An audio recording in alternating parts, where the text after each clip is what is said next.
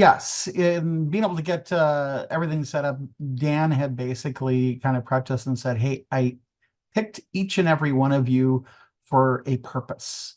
Well, one of the big purposes or the big reason why I chose each of you was your way of being able to relate to and talk to people about that empathy side of things. And you've heard that in each of the conversations up to this point. I'm going to dig a little deeper, specifically with the idea of, hey, you know what? We've got tools that we can each use to really help hit this home. So, with that in mind, want to make sure that you have an opportunity to scan my QR code. Rachel, that's what you were trying to think of earlier. To be able to make it possible for you to connect and there's a couple of links at the end of this conversation that I'm going to be sharing that are tools that I've gathered as I've been networking.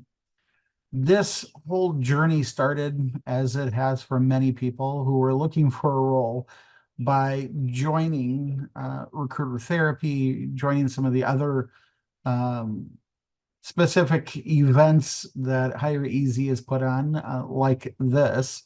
And from that, I actually was able to connect with thousands of people already.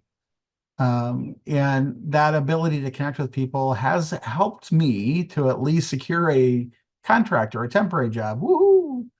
I'm still looking for that full-time regular role, but at least through being able to help relate and talk with people, I've been able to kind of go to that next step. So hopefully it's been out there long enough for everybody. Otherwise, we'll be in the larger deck. As we look at who I am, my wife Toya and I have three kids, Eric, Johanna, and Reese. Eric has 2 associate's degrees in computer science, kind of following in my footsteps because I recruit mostly in technology. My daughter actually got a job through me at Target, working in their guest service department. And my youngest just graduated from his freshman year at St. Thomas. Now, the other 2 boys in that middle row were a couple of exchange students we had, one from Germany, Michael, and the other, Martino, from Italy. And then, of course, I can't leave out my fur baby kids as well. We Hey have, Ryan, yeah, you want to put it in presenter mode? Some of the attendees are looking for that. That would be sorry. fantastic. Good Is job. that Thank you. better? Sorry. The cat there is Luna. I call her Tuna because my last name is Fish, and it's just funny to say tuna fish. Tilly is the hound mix, and Onyx is a cute little black puppy over there. That was when we first picked her up. We've done a lot of fun things, everything from the 36-inch pizza to trips to Harlem Globetrotters and the Timberwolves. And my wife and daughter had their own business, Feed My Starving Children, etc. Some fun stuff there. Um, Nobody cares about how much you know until they know how much you care. Uh, I love quotes like this. I'm definitely that person that has that little quote of the day thing on their desk at work. The importance of empathy is building trust and rapport. It's important to enhance, as you already heard from our previous speakers, the communication to make sure that you're not just walking through the motions, but that you're actually engaging and finding and fostering a positive environment where you can work together. We have 2 ears and 1 mouth so that we can listen twice as much as we speak. The other way I've heard that is we have 2 ears and 1 mouth. We should take the hint. Active listening is really paying full attention to the speaker. Avoid interrupting. It's sometimes these things are set up where we get through the content and then come back with questions. But even in a case where you're in the same room working with each other, you want to nod or provide verbal affirmations and reflect back what you're hearing to ensure understanding. Being interested is more important than being interesting. Some people may argue that, but showing a genuine interest is really key and being productive. Asking open-ended questions like we do with our candidates to learn more about what drives them, and asking open questions to our coworkers can be huge, and collaborating to a different level. Showing curiosity about their experiences, their perspectives. That's been a huge part in this networking process for me, to be able to learn and understand really what makes people different. And what some people, I like to use Neha as a great example. She underplays herself in many ways, but she's got an amazing background and some experiences that most of us wouldn't have. So being able to leverage that, being able to talk and understand that can really help to better understand not only how to help her, but maybe how that could help you. And then remembering to refer back to past conversations. For me, I take notes. For my networking calls, especially, I constantly writing. Listening is an art that requires attention over talent, spirit over ego, others over self. Validation. I know I seek it. I believe, from what I've understood, pretty much everybody in some way, shape, or form is seeking validation.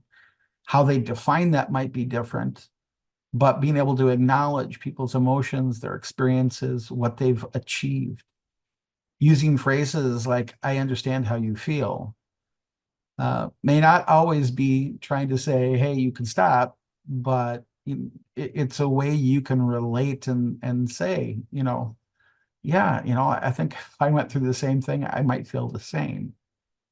And avoid minimizing their concerns. Greatest good you can do for another is not to share your own riches, but to reveal to him or her their own. So the whole purpose of networking isn't to get something for myself. The whole idea of networking is not to just do something for someone else, but to remind them, hey, these are some things that just really stand out as impressive things that you do. And then ask them, what do you value? What are you heading?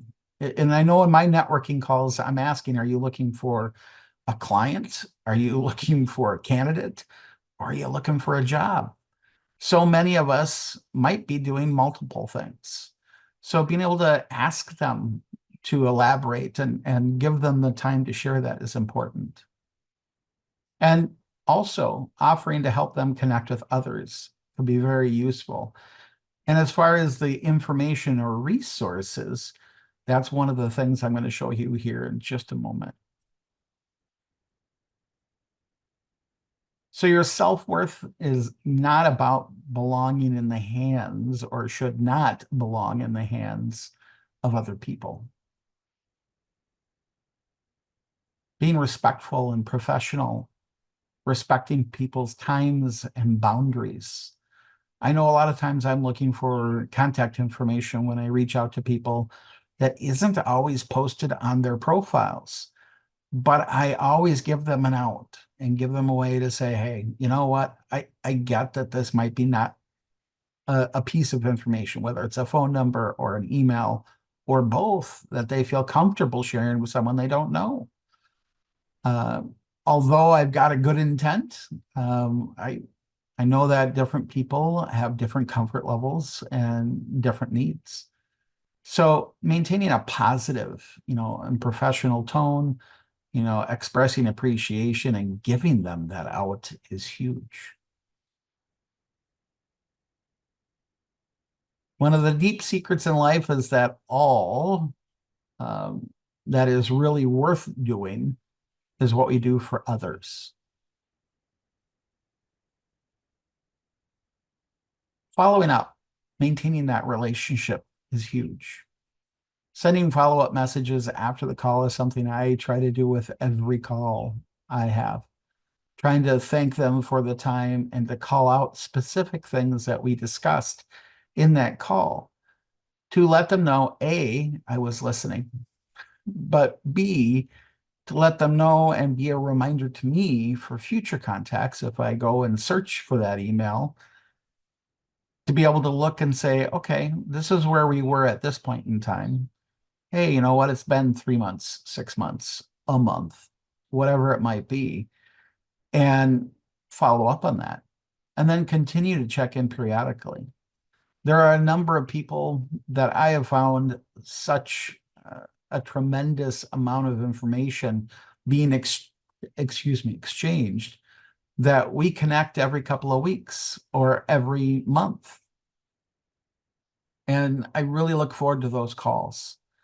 But being able to be open to that shifting and changing as that person's needs change, as our needs change, and being willing and able to help each other is huge.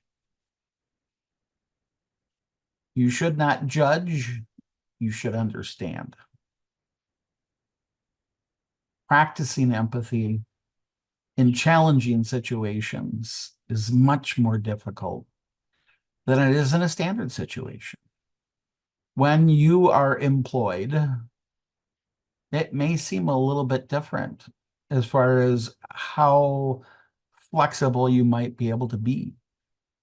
But oftentimes, if there's something that it might be something you're not as comfortable with in the situation, or they've got a background you may not understand.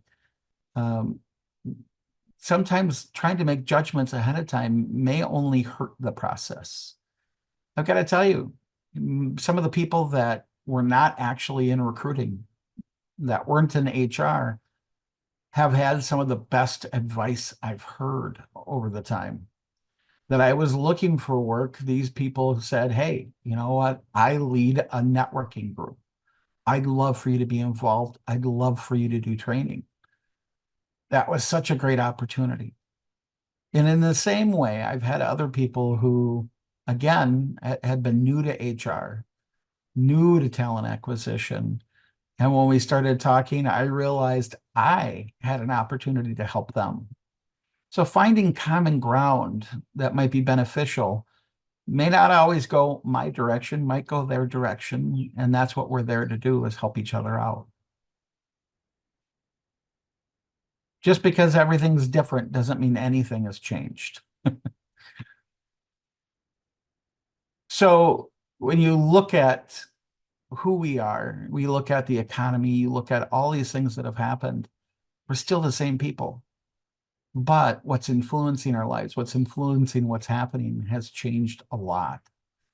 Being able to roll with that, not focusing solely on the past, but being able to be empathetic, encourage others, invite others with questions, be willing to take on new challenges is huge for all involved.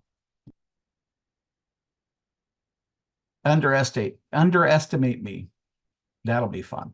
I thought this was really fun, and funny enough, Neha, it made me think of you because she's got some amazing talent. Many of the people on this call have some amazing talents. Everybody has something to offer. And when people make assumptions and don't look at the whole, they're missing out. Don't be one of those. Imagination is more important than knowledge. Knowledge is limited. Imagination encircles the world. Just because we've done it one way doesn't mean that that's the only way it can be done. Through my networking, Brett Feig, who's on the left there, and I connected because he had already started a Start Me page of tools. And at the advice of Steve Levy, I had actually created from these networking calls and learning about tools that people are using, I came up with a PowerPoint presentation to try to share with people, to try to give back. It wound up becoming over 80 pages long, which I knew people weren't going to look at. They're not going to try to scan through that whole thing. So the Start Me page made it much more digestible. And it's not just looking for work. It's doing research. It's AI tools. It's looking at other people, professionals within our industry who have similar type boards that share a bunch of other tools and are constantly changing. It was Boolean, it was military. I mean, the list goes on and on. This is something I'm hoping to share with you that will be something useful no matter what journey you're on, whether it's a candidate, a job, or looking at a client. Here are the two tools I'd like to share. I know it's going to be really hard to probably write everything down in time here, but again, as we send out these tools, those links will be there. You should be able to write them down and click on them, kind of go from there. I do apologize. I was trying to do bit.ly links, but I couldn't create them quick enough, and I ran out of enough of them without having to pay. But we have one that's diversity specific and one that's everything else.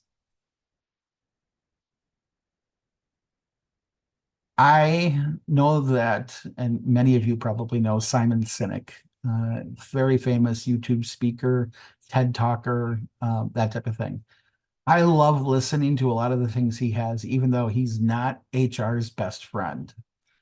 But he does a really nice, like, quick 2-minute type video on loving your work, loving what you do, and kind of giving you permission to kind of think of it that way. It's a really interesting link, so I hope you guys, when you get the copy of this, get a chance to watch that. Real quick, I know we're about halfway through, so I'm trying to kind of help out Dan to talk about, there's so many different resources that HireEZ is offering, from podcasts to just joining our community in general, to downloading the extension, registering for future events.